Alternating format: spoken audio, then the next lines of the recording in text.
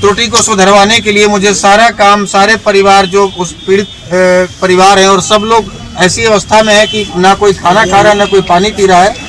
पूरे परिवार का रोते हुए दिन जा रहा है। घर का 30 वर्षीय चिराग गया है, उसके 2 छोटे छोटे बच्चे हैं। सबों को छोड़कर मुझे आज यहाँ आना पड़ा है, क्योंकि घटना का सूचक मैं हूँ, इन्फॉर्मेंट मैं हूँ।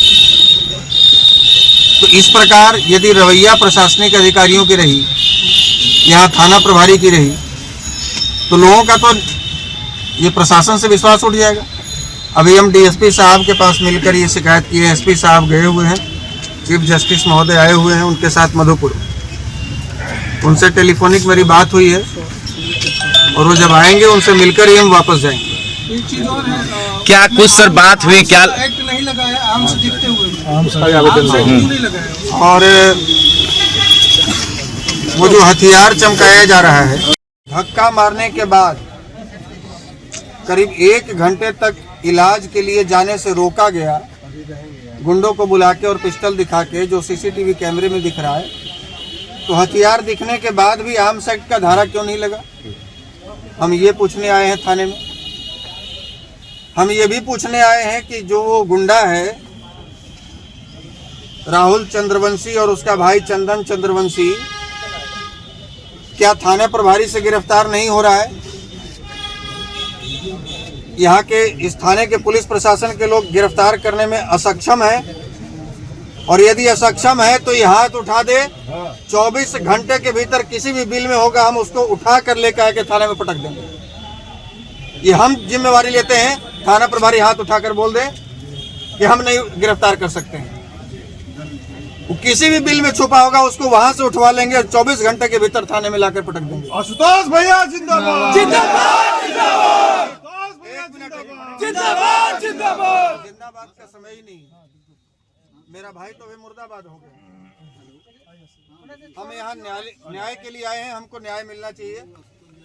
थाना प्रभारी, आपकी डीएसपी से मुलाकात हुई, क्या कहे डीएसपी? डीएसपी साहब से मुलाकात हुई। डीएसपी साहब को सारी जो समस्याएं हमने उनको अवगत कराया, उन्होंने एसपी साहब से ही बात कराया।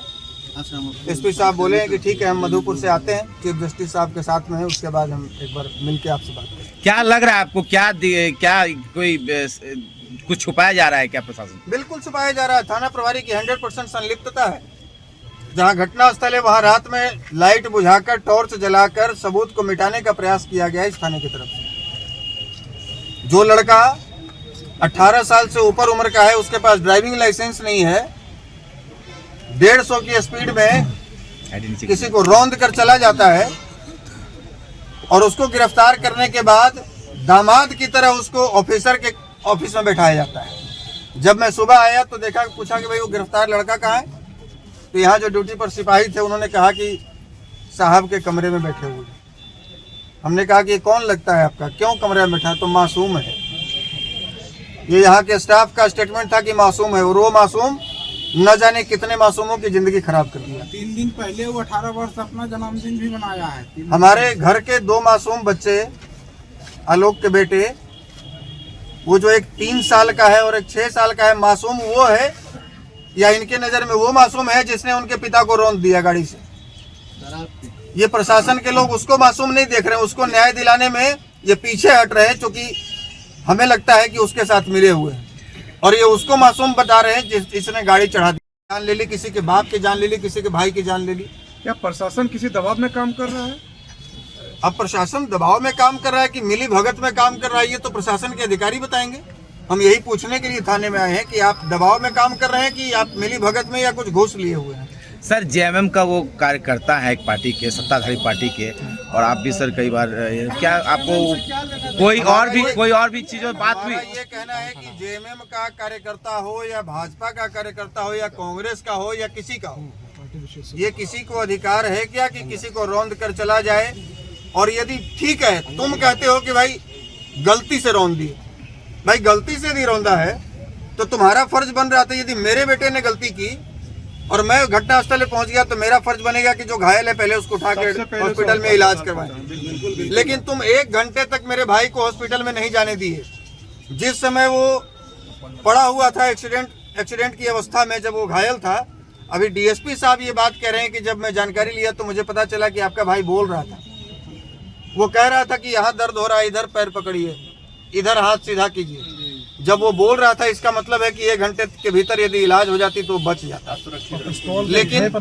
लेकिन पिस्तौल दिखाकर, पिस्तौल के भय पर वो इंश्योर किया कि भाई जब तक मर नहीं जाता है तब तक उसको जाने नहीं देंगे। इसका मतलब है कि ये धक्का नहीं लगा है, ये एक्सीडेंट नहीं हुआ है, ये हत्या किया गया है। और जो लोग उसको लेकर जा रहे थे, आप समझिए त्रिदेव हॉस्पिटल है यहाँ, त्रिदेव हॉस्पिटल में जब लोग लेकर भर्ती कराने गए, वो दो जो राहुल चंद्रवंशी और चंदन चंद्रवंशी उसका भाई, ये 2 लोग 50 गुंडों के साथ में उस हॉस्पिटल के दरवाजे पर पहुंच गए। हॉस्पिटल वाले डर से मेरे भाई का एडमिशन नहीं लिए अपने यहाँ। उसके बाद उसको सदर अस्पताल में ले जाया गया। सरकारी अस्पताल की क्या स्थिति होती है आप सब लोग जानते हैं। आपके भाई का पूर्व से किसी से रंजिश था? किसी से कोई रंजिश नहीं था, लेकिन मैं राजनीतिक व्यक्ति हूँ, मेरी हजारों से रंजिश है। क्योंकि आप यदि किसी की हत्या की है, मैं उस हत्या में यदि गया हूं तो आपके नज़र में मैं आपका विरोधी हो गया। और इस प्रकार से मैं 12 साल से बिहार, झारखंड और उत्तर प्रदेश के हजारों लोगों की समस्याओं में खड़ा हुआ हूं। तो न जाने कौन से लोग किस प्रकार से बदला ले रहा है, लेकिन जिस प्रकार की एक्टिविटी हुई है और जिस प्रकार से सोशल मीडिया, सीसीटीवी कैमरे में सब कुछ दिखाया गया है, यह तय है कि ये अनजाने में हुई गलती नहीं है, ये जानबूझकर की गई हत्या है।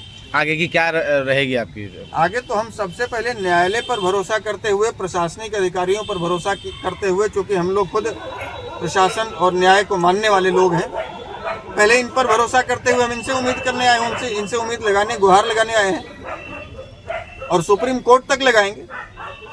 इसमें जो भी शामिल है, मैं आप सभी मीडिया बंधुओं के माध्यम से कह दे रहा हूँ, इसमें जो भी शामिल है, चाहे वो किसी पार्टी का कार्यकर्ता है, चाहे वो कोई नेता है, चाहे वो मंत्री है, चाहे वो अधिकारी है, चाहे वो थाना प्रभारी है, चाहे वो आईओ है, किसी को छोड़ने नहीं जा रहा हूँ।